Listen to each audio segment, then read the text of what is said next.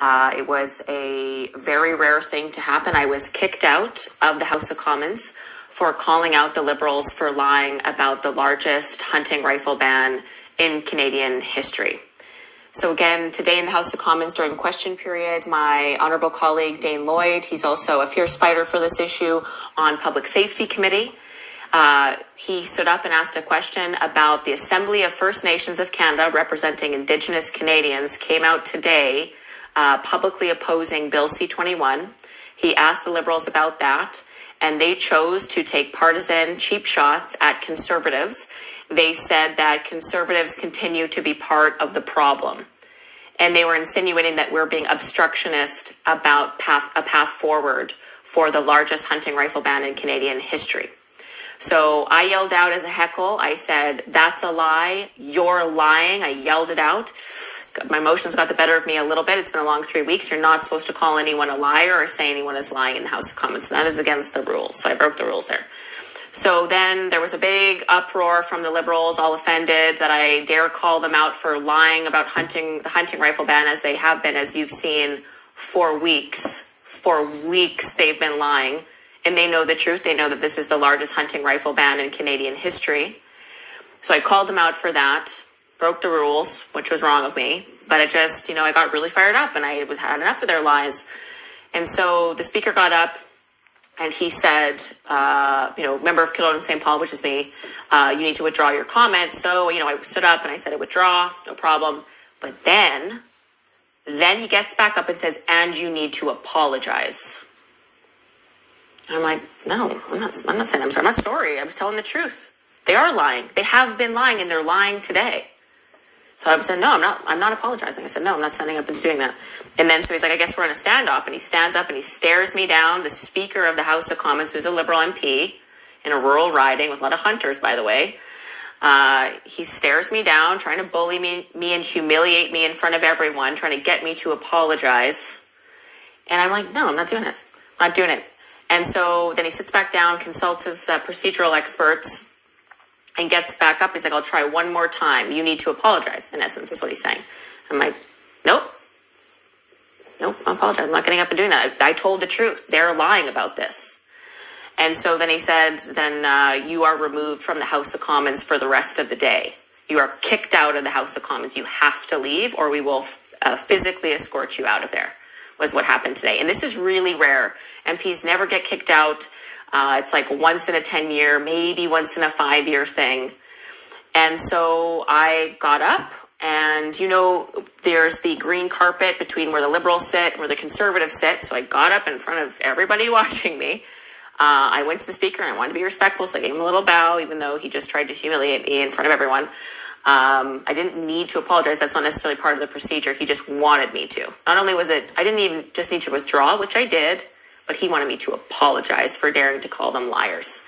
And I refused. So I got up, did a little head bow, and then I walked out and I stared at every one of those members in the eyes as I stomped out of there, walked out the back door, and left. I was like, fine. I am not backing down for calling them liars about the largest assault on Canadian hunting in history. And it's not just hunters. It's farmers. It's Indigenous hunters. It's sport shooters. We can go on and on about the people that are negative, the gun shops that have been just pummeled by this government for 3 years with gun control ban, gun ban, over and over and over. Meanwhile, criminals are getting away with shooting up Toronto with smuggled guns from the U.S., and they're going after lawful hunters and sport shooters and farmers who use these as legitimate tools to protect their livestock, feed their families, and also compete at an international level and represent Canada with pride in our sport shooting community.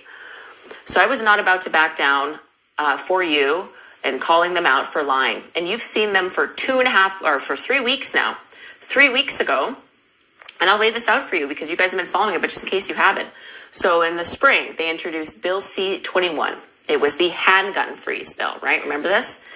And that was debated in the House, and then we went to committee in the fall, and we got to bring in expert witnesses. We brought in Olympic sports shooter Linda Keiko. We brought in Indigenous people. We brought in firearms advocacy groups, all kinds of people. Brought in retired police officers to, give their 2 cents how going after law-abiding firearms owners obviously will do nothing of the problem, because the problem is a criminal issue who smuggle guns and 3D print guns. We all know this. So that all happened. That's all according to procedure. That's democracy. You debate in the House, and then it goes to committee, and you get the testimony from the witnesses you invite. And then when that's all done, then you look at the bill, and you vote on each sort of section of the bill. And MPs can bring forward amendments to the bill. So I can bring forward amendments saying, remove this clause, for example. And so with the amendments and the bill, we were looking at a section this many pages long. Like it was, I don't know if you could see scale, but it was like, 4 or 5 inches of paperwork that we had to do. And the Liberals said, we want this done in 1 week. We want it done in 1 week. Then it goes to the Senate for approval, back to the House, voted for approval. We want all the C-21, this handgun-free bill, done by Christmas time. And we're like, okay, well, there's a lot of amendments probably coming. And then we get the amendments from the Liberals on a Friday, and then we're looking through them over the weekend. Here we go. And then there's one that looks very odd. Like, what is this amendment about? Like, this can't be right. This is huge. Like, this isn't what the bill's about. The bill's about handgun freeze. And then, so that's Friday. And by Tuesday morning, when we were going to go into committee that day, we realized, this amendment, like this change to the law they want to make at the end stage, the 11th hour, is the largest assault on hunting rifles in Canadian history. In Canadian history. Like, no question. This is huge. And the democratic process works in the sense that you can't bring anything in at the amendment stage that would categorically change the bill. The bill was about a handgun freeze, which is really a handgun ban. But then they brought in things for long guns, hunting rifles, shotguns, to ban so many of them, like more than ever in history would be banned. Just like that. No consultation, nothing. This is out of scope. Like, this is undemocratic. But of course the chair, who's a Liberal, said, no, it's in scope. I'm going to allow it. Okay. That was 3 weeks ago. So we said, no way are you doing this. We are going to debate this. Like, you didn't allow us to debate it in the House of Commons. You didn't allow us to bring forward all the stakeholders like the groups of people impacted, wildlife groups, hunting groups, Indigenous groups, local game and fish associations, gun shops, all the people impacted by this. No opportunity to bring you forward to say your piece. Not any opportunity. Okay, so we're going to talk about it. So here we go. So for a couple days at committee, we're trying to speak our piece, what we would have said in the House of Commons if we'd been allowed that democratic right that we have, but they didn't allow that. They put forward this massive generational changing amendment at the 11th hour at the end stage of committee. You need to understand what they did was the sneakiest way possible they could have done this. The sneakiest. Okay? And so they did that. So Conservatives are like, okay, well, we're going to say our piece now. You didn't let us. And again, they wanted to pass this in 1 week. That was 3 weeks ago. So we start talking, and I'm making phone calls. I'm calling hunting groups and First Nations and gun shops and gun experts. Like, what is this? Explain this to me. And no one can figure it out because it's so technical. But we do see that, in fact, yes, thousands of models of legitimate hunting rifles and shotguns that have been used for, in some cases, a century, are now being banned just like this with no consultation. Just like this. If we let this go, it'll be banned like this. So we're trying to bring forward arguments like convince the Bloc and the NDP, right? Because they're in a minority, the Liberals. So if the Bloc and NDP vote against this, we can defeat this. We can eliminate this from the bill and stop it, at least for now. So we're trying to, make our arguments, convince the Socialist NDP and the Separatist Bloc to vote with us on this. They have rural seats with lots of hunters and First Nations. So it starts simmering out into Canada. And then all of a sudden, all the hunters start finding out about this. And then guess what happens? Well, all of the Liberal, all the Bloc, and all the NDP rural and northern seats that they have, which they have a bunch of those, getting hammered with emails and phone calls and social media posts from hunters and farmers and First Nations people and target shooters and gun shops and wildlife conservation groups, all which depend on the massive firearms ban, those firearms that they depend on and rightfully own and lawfully own and purchased with their own money or inherited from their grandfathers like I have. And so that starts happening. And then the Bloc and NDP get really freaked out because they depend on their rural seats. So they're panicking. And then the Liberals for 2.5 weeks said, Conservatives, you're spreading misinformation. You're fear-mongering. This isn't about hunting rifles. We're not banning hunting rifles. They must have said it 12 times publicly. Prime Minister, Minister of Public Safety, all the Liberal members of committee. You'll remember, pardon me, you saw my other videos. They called it these weapons of war. Their language is designed for killing the most amount of people in the least amount of time. These horrible things. And you would have seen my video where I did an impassioned plea, like saying, these are lies. This is disinformation. These are hunting tools used by Canadians for a very long time. And now you're coming for them and they don't get a say. So we were doing the hard work. Conservatives were slogging it out for you. And then the Bloc NDP started feeling the heat. So now they're skittish, right?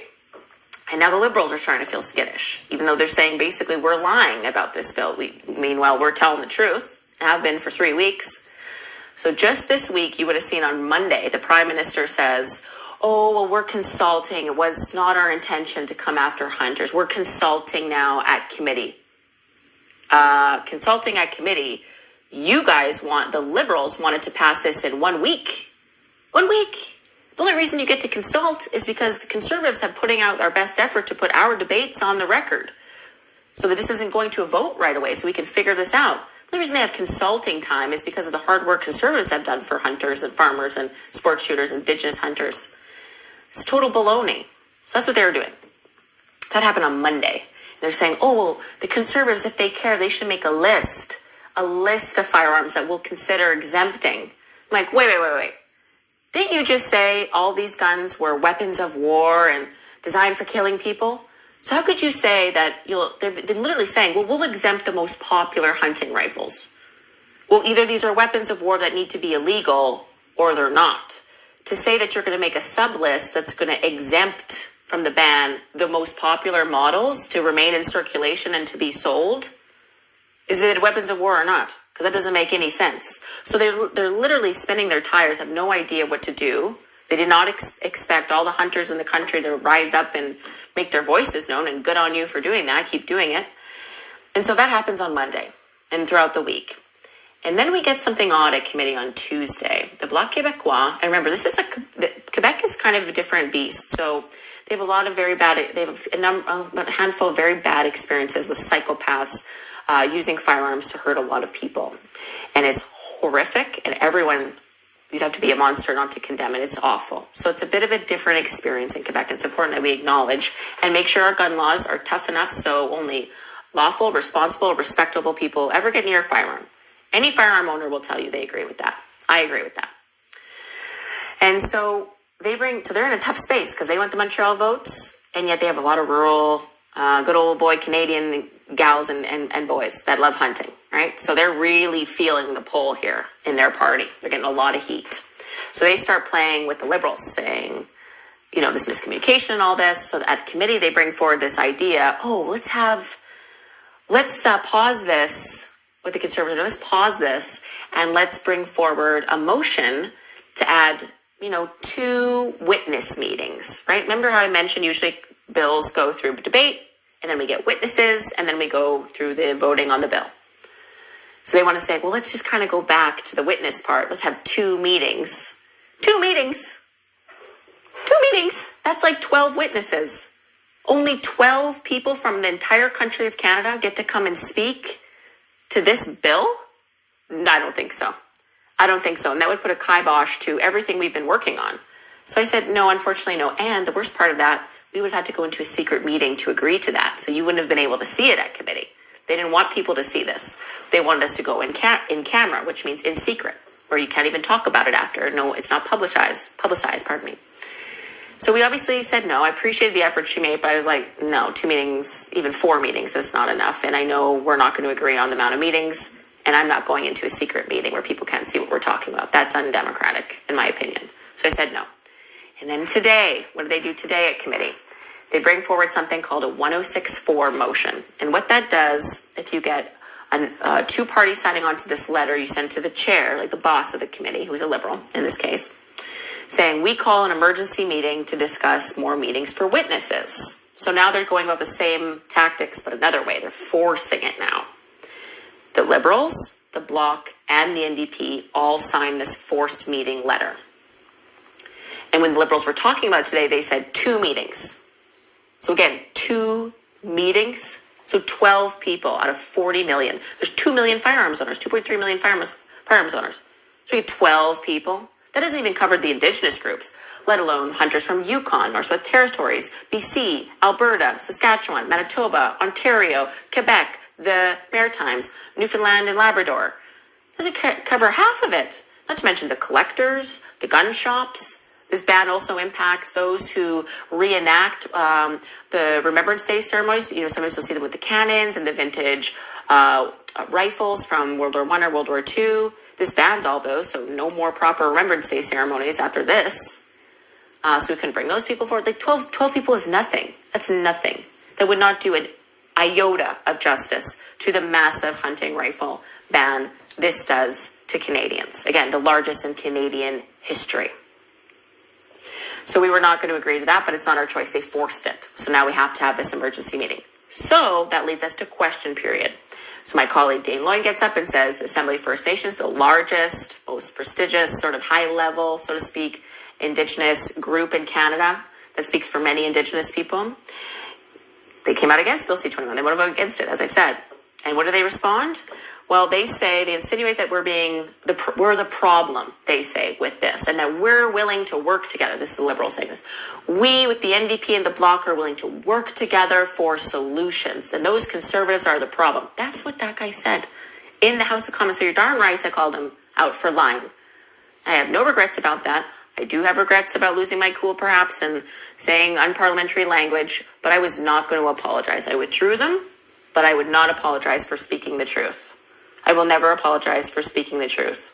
I don't care if I get kicked out. I mean, I do, of course I care. It's kind of embarrassing, but no, I marched right out of there. I'm not apologizing for calling them liars or calling them out for lying. Because from day one, they've said that we're the ones spreading this misinformation. And I want to tell you one more crazy thing we've learned this week. So, you know, many of you have seen the list of hunting rifles or of rifles and shotguns and other things that they're banning. It's a big, long list like this thick of paper, right?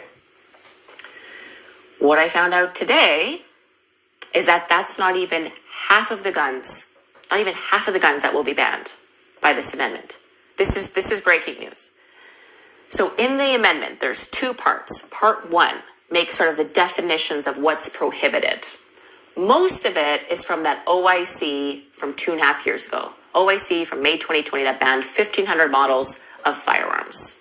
They've since added another 400 to that, sort of in sneaky behind the scenes, kind of wrote them in.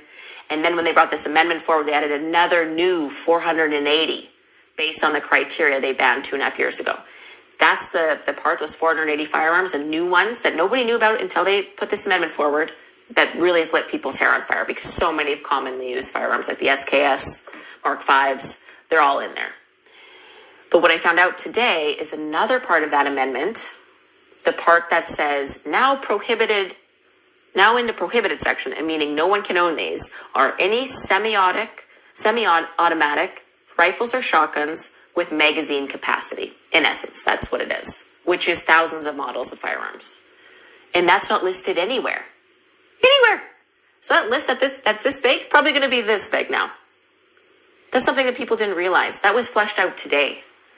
The bureaucrat analyst said that today. So if you've seen that list, that's not even half of it. That's not even half of it. And people have been lighting their hair on fire, obviously, that the government's going to come and take those firearms away, not pay you for them. You get no say. And that's not even the full list yet. So you're darn rights. I called them out for lying in the House of Commons.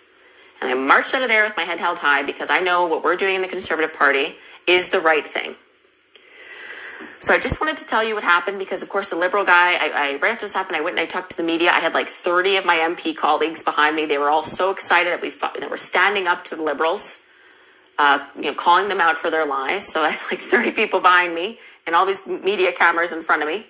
And I'm explaining what happened in the House of Commons and why I called them out for lying. And then, of course, the Liberal guy, or a Liberal House leader, came out and said his piece and just doubled down. Just double down. Oh, those Conservatives are filibustering. You want to know what? This is another thing I'll tell you. This entire week, committee on Tuesday for 2 hours and committee on Thursday for 2 hours. The Bloc teamed up with the Liberals and would not let us speak. They filibustered all Tuesday, meaning they just took the microphone, didn't let anybody else speak. And the liberals today for 2 hours just spoke. It was basically nonsense. It was almost like, those deck building for dummies books or like computers for dummies books. It was like Firearms for Dummies books. He's like, what's a caliber? And like, he was just really pausing and just rolling it out for 2 hours. So the audacity for a Liberal to get out there after me and say that we're filibustering when they filibustered us for two whole meetings this entire week. Conservatives have not had the opportunity to say one word on the record at committee during this discussion. You don't get to call us filibustering. That is baloney. Utter baloney. It's like factually incorrect. And it's hard to call what we did for the first 2 weeks a filibuster because the Liberals were also chiming in for that.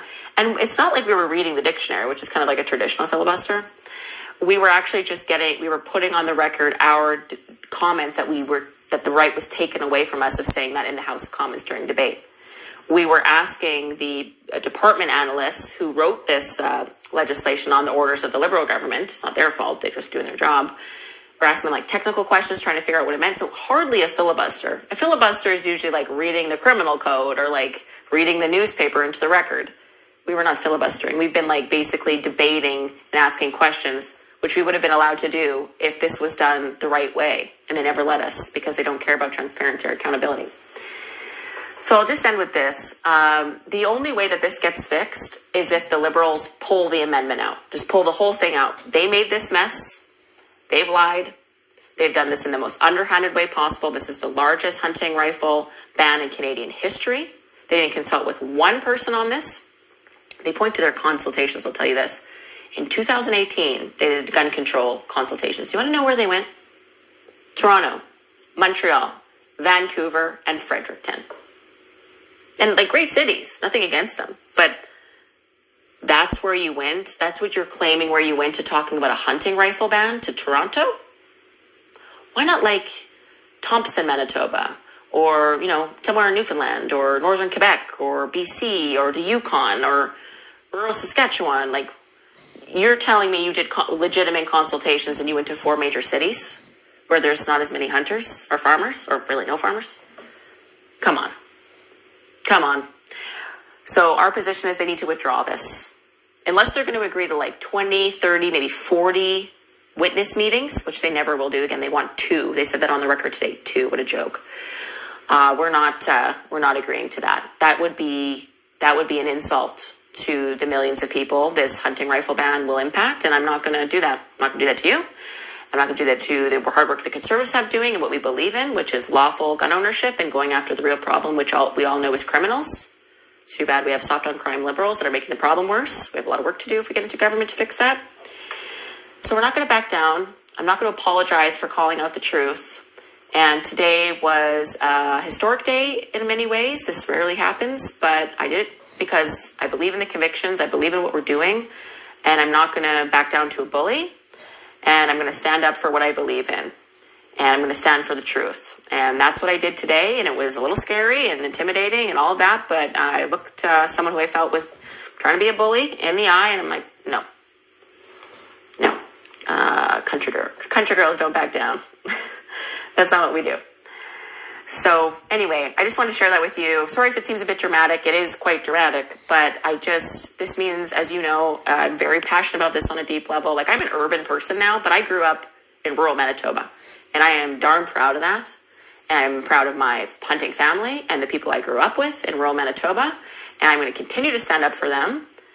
And I'm proud of where I grew up. I'm proud of the people where I came from. I'm proud of hunters in this country. This is a critical part of Canadian history. This is part of our cultural identity, especially in rural Northern Canada. Hunting is part of the freedoms we enjoy. And for anyone to come for that in the most underhanded, undemocratic way, you better believe that I'm going to do everything that I possibly can to stand up against that. And I'll continue to do that. It's been a long 3 weeks. A little tired, to be honest, as you can see. Like, I'm not looking the best, so that's all right. There's more important things. And I just want to let you know that I'm fighting for you. and I'm going to continue to stand up for you no matter what.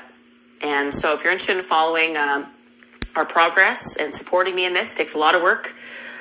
Please click some of the links I've posted. Please follow, subscribe to my newsletter, and I'll keep you posted. We send email updates all the time, and we do petitions to sort of gain support, and it's really important. So if you're supporting what we're doing, if you're supporting what I'm doing, please do sign up for my newsletter. It means a lot to me. And yeah, just thanks for your support. It means a lot. Really appreciate all the kind comments. It really gives me energy to do this. And I'm going to keep doing it. I'm not going to stop until we get a fair deal here. So anyway, thank you very much, guys. Thanks for listening. God bless you all. And I'm going to keep fighting.